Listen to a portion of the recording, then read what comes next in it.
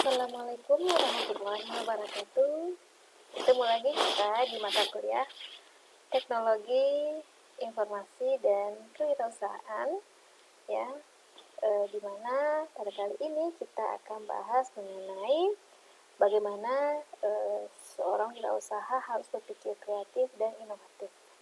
Ya, sebelum kita masuki mata kuliah ini, saya terus mengingatkan kepada Anda semuanya yang ada di rumah ataupun dimanapun Anda berada untuk terus menjaga protokol ya, dengan terus ikuti anjuran pemerintah, yaitu dengan 3M, masker, mencuci tangan, dan menjaga jarak, ya.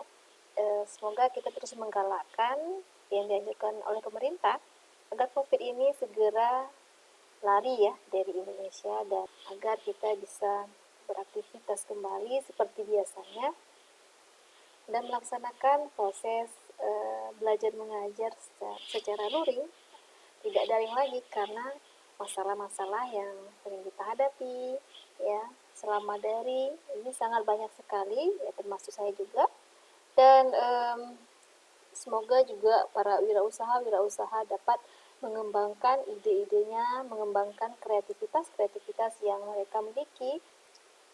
Sebagaimana kita ketahui bahwasanya revolusi industri sudah mulai memasuki era 5.0, ya, di mana ini merupakan tantangan tersendiri oleh pemerintah, oleh para perguruan tinggi, ya, maupun baik perguruan tinggi itu negeri ataupun swasta yang ada di Indonesia, untuk dapat menghasilkan lulusan yang berdaya saing serta kompeten, ya, bukan hanya dalam menguasai atau menambah ilmu semata, ya, namun juga dalam menguasai secara prakteknya seperti apa.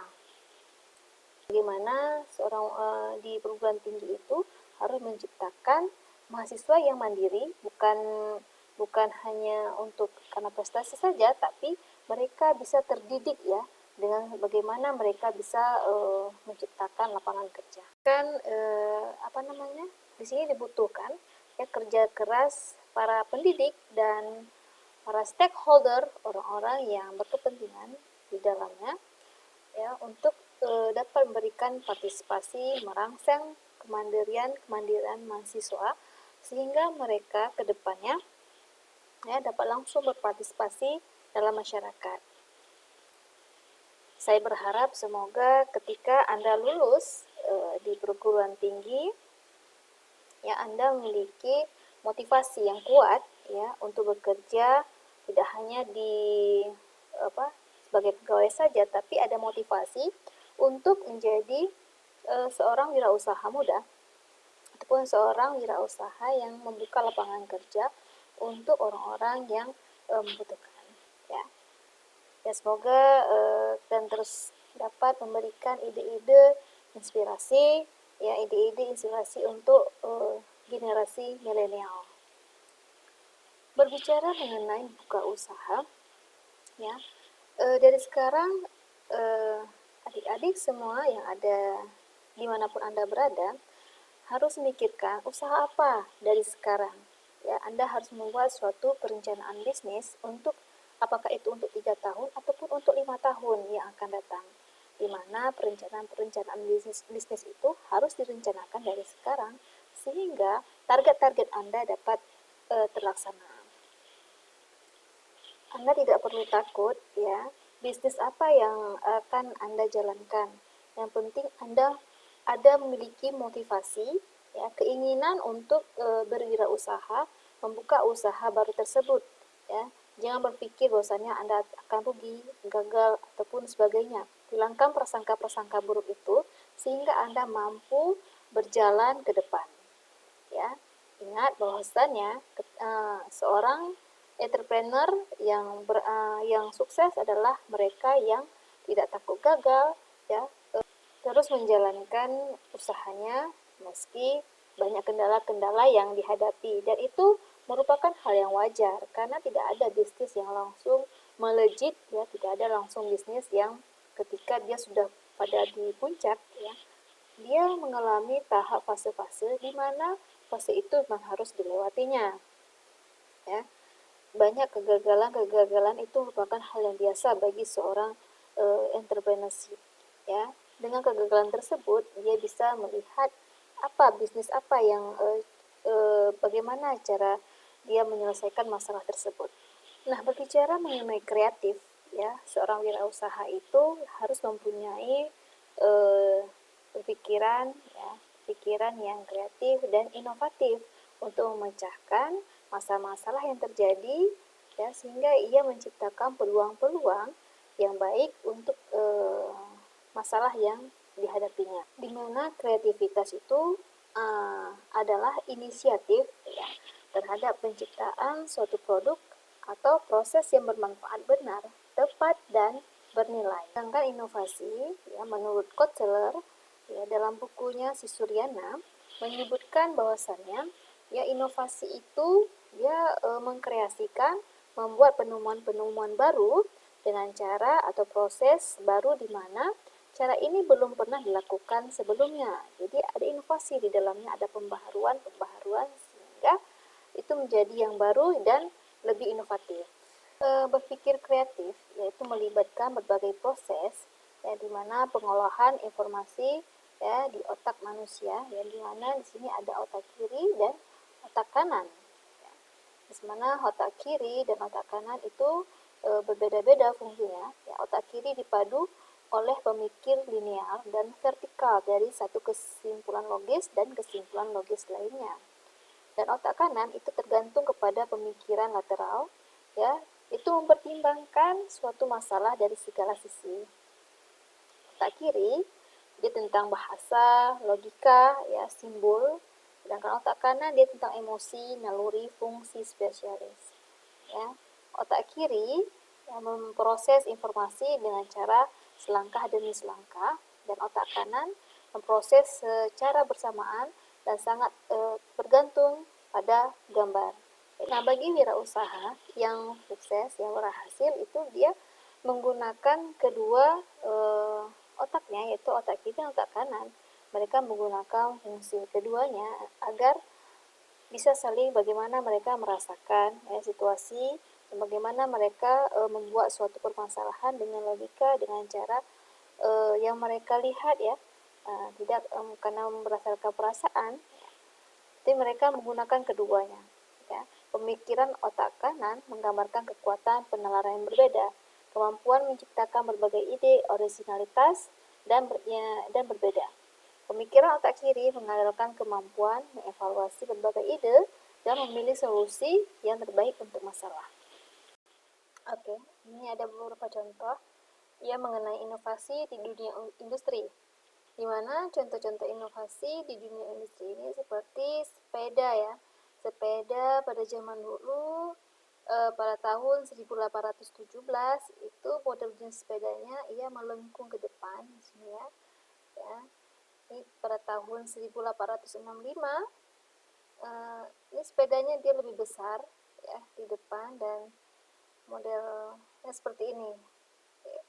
Dan pada tahun 1870 model sepedanya seperti ini dan banyak orang jatuh, dan dimodifikasi lagi, diinovasi lagi pada tahun 1860 ini bannya mati. Terus ini pada tahun 1898 itu bannya sudah pompa sampai dengan sekarang, ya. Dan contoh inovasi di dunia industri yang mengenai Honda, ya, ini Honda masa kini seperti ini, ya, tercanggih. Dan dulu pada zaman masa lampau mereka menggunakan unta, ya, terus menggunakan gerobak sorong, ya, harus menggunakan banyak orang, terus menggunakan apa namanya kerbau, ya, terus ini juga, ya, ya seperti inilah pokoknya, ya. Setelah itu pada zaman inovasi tentang televisi itu pada zaman dulu menggunakan TV yang masih tabung, ya, sekarang banyak orang menggunakan TV flat, ya. Ataupun dulu juga pada zaman dulu, ya, televisi masa lampau, ya, pada zaman dulu itu Dia langsung pada di lemari seperti itu. Jadi TV-nya di dalam lemari yang susah kita jumpakan. Jadi kalau ada barang-barang tersebut merupakan barang antik jadinya.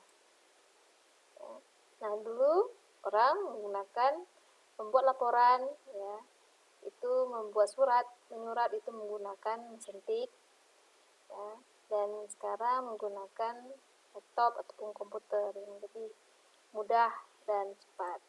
Kalau di dunia pendidikan yang kita rasakan saat ini, ya, sistem belajar jarak jauh, daring, ada juga contoh-contoh temuan-temuan kreatif, ya, seperti getah pohon pisang yang digunakan untuk obat luka, memanjur, air kelapa untuk membersihkan botol kaca, ya, magnet yang kuat bisa digunakan untuk menghemat BBM, ya, terus sampah-sampah nabati dari dapur jangan dibuang, tapi ditanam dalam tanah untuk dijadikan pupuk. Jadi temuan-temuan inovatif itu, ya, dapat membuat suatu perubahan penghematan untuk, ya, mendapatkan ide-ide baru serta kita dapat berinovasi kepada yang lainnya. Di getah pohon pisang bisa kita jual lagi, bisa kita bisniskan, ya, air kelapa, terus, ya, dan lain-lainnya. Dari contoh-contoh tersebut Anda bisa berinovasi, ya, bisnis apa yang cocok sesuai dengan kemampuan Anda, ya, dimana sesuai dengan perkuliahan ataupun sesuai dengan bidang keahlian yang Anda miliki. Anda bisa memulainya dari sekarang, yang membuat targetnya seperti apa, bisnis plan-nya seperti apa, sehingga Anda terus melaksanakan bisnis tersebut, ya, perencanaan bisnis tersebut tanpa harus takut gagal maksudnya, ya, tanpa harus minder, ya, pokoknya harus percaya diri. Anda juga harus banyak melihat, ya, para inspirasi muda, inspirasi orang-orang yang sukses agar Anda lebih terbuka, ya, untuk berinovasi yang mengenai usaha apa yang akan Anda lakukan, ya, yang cocok, ya, sesuai dengan apa yang ingin Anda usahakan. Contohnya seperti Nadiem Makarim, ya, merupakan CEO Gojek dan juga merupakan menteri, ya, menteri Kemendikbud, dan juga tidak hanya itu, dia merupakan lulusan Harvard, ya, universitas yang menciptakan lapangan kerja yang lebih baik bagi para tukang ojek konvensional. Gojek tidak hanya di kancah Indonesia, tapi sekarang sudah menjelajahi Singapura, ya, Asia Tenggara, ya. Beliau merupakan orang yang merupakan inspirasi bagi kaum milenial sekarang. Ya, seperti juga para pengusaha sukses yang membuat inspirasi untuk kaum milenial. Salah satunya seperti Khairul Tanjung, ya, yang sukses, ya, di dunia IT Corp, ya. Dulu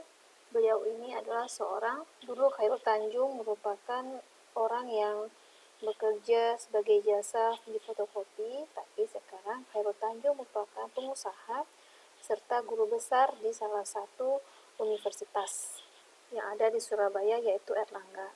Dan sekarang Khairul Tanjung itu memiliki beberapa anak perusahaan corp seperti Transcorp serta Bank Mega. Nah, hanya itu saja beberapa inspirasi para wirausaha yang sukses di Indonesia, dan ini bisa menjadikan bagi adik-adik semua bagaimana bisa menginspirasi bagi adik-adik untuk bisa mengikuti jejak-jejak para tokoh-tokoh ataupun para wirausahawan yang sukses di Indonesia. Oke, hanya beberapa orang yang saya berikan profil wirausaha yang sukses di kancah Indonesia dan sudah merambah ke Asia Tenggara. Ini bisa menjadi tolak ukur bagi kalian, bagi adik-adik semua yang ada di rumah ataupun dimanapun Anda berada, untuk bisa memotivasi diri agar menjadi lebih sukses. Oke, sampai di sini dulu pertemuan kita. Saya berharap mulailah meniti kesuksesan dari sekarang, karena kesuksesan itu tidak datang dengan sendirinya. Kesuksesan itu tidak langsung instan. Dia perlu proses dan kegagalan dan tantangan yang dihadapi saat Anda menjalani usaha tersebut. Diperlukan kerja keras dan usaha yang maksimal untuk mencapai kesuksesan, karena tidak ada kesuksesan yang instan. Sama seperti orang terkaya yang ada di Indonesia, mereka juga membutuhkan waktu yang tidak sebentar menata bisnisnya. Mereka juga mulai dari bawah hingga menuju pada tahap-tahap di mana mereka sudah pada tahap kesuksesan. Ya, oleh karena itu, mulailah meniti karir dari sekarang, ya, sejak Anda muda dan sejak Anda masih ada waktu. Terima kasih atas partisipasi dan tontonan yang telah Anda ikuti dari awal hingga akhir. Ya, ikuti terus video-video saya selanjutnya.